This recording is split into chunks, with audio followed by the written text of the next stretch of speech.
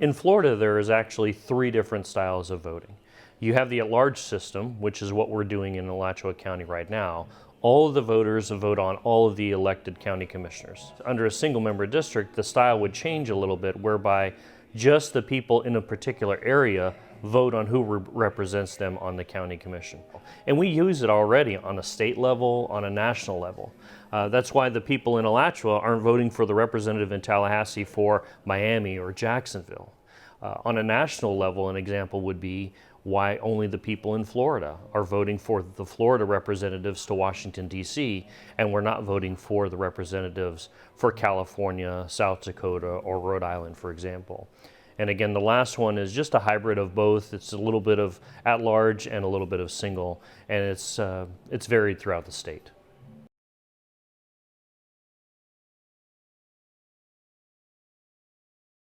There's a few different advantages. One of the biggest is about representation and accountability. Right now, you are one of 180,000 voices or voters. Under the single-member district, you have the advantage of being one of only about 36,000. Every area has different wants, needs, desires. High Springs is more concentrated on ecotourism. Newberry is more on sports tourism and agriculture. So you improve your chances of having your voice heard on the county commission level.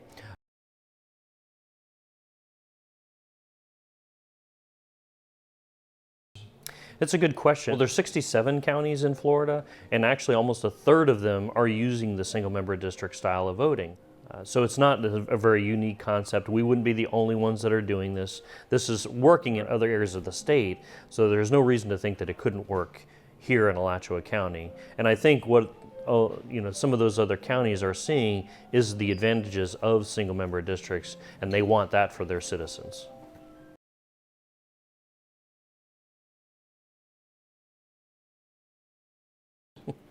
It's complete fiction, and it's kind of ridiculous. The idea that they would not take your call is sort of silly, and this is really about quality, not necessarily quantity. So yes, you'd only be voting for your own representative from your geographic area, but there's so many advantages to that. I think it's much more desirable to do it that way. And I know as a city commissioner, just because somebody in High Springs called me looking for help, I'm not going to just dismiss them out of hand because they don't live in Newberry. And I think the idea that the county commissioners would do the same thing is equally ridiculous.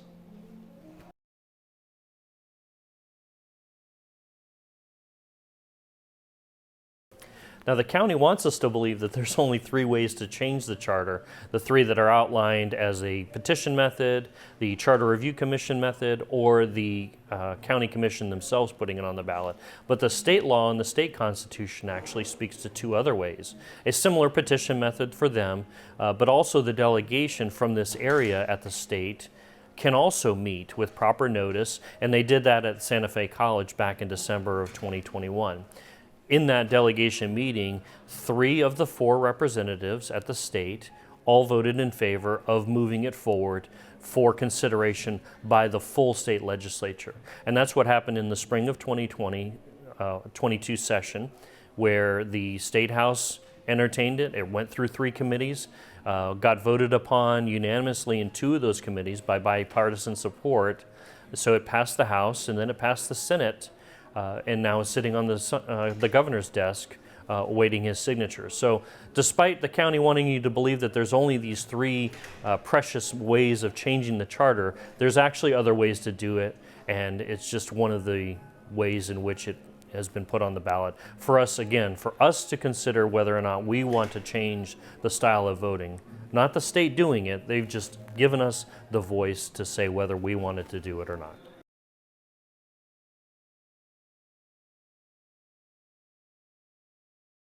There actually have been. There's been a few different attempts to go the petition route or getting enough signatures, but I think the idea of having at least 10% of the voters sign a petition is a very high bar, and I think it's been made intentionally difficult.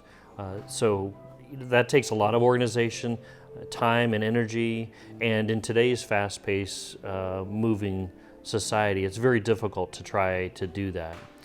There's actually been 2 attempts on the Charter Review Commission to put single-member districts on the ballot as well.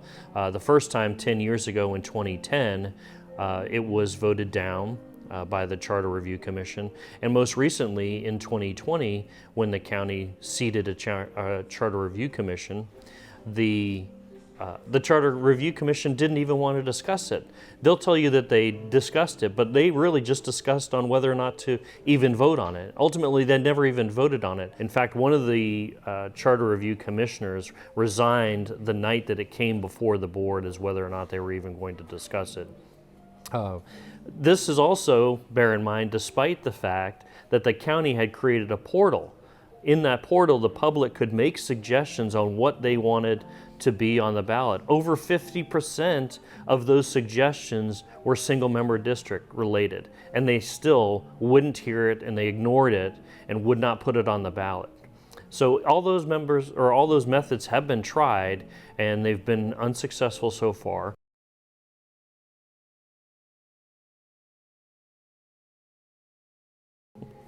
The simple answer is that they didn't. That's our opportunity.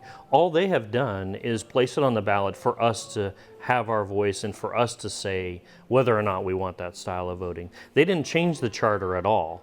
I understand that maybe the county wants you to believe that, but all the state has done is put it on the ballot for us to choose for ourselves. And just because the county board did not put it on the ballot and the state did, it doesn't mean that they've preempted the county whatsoever.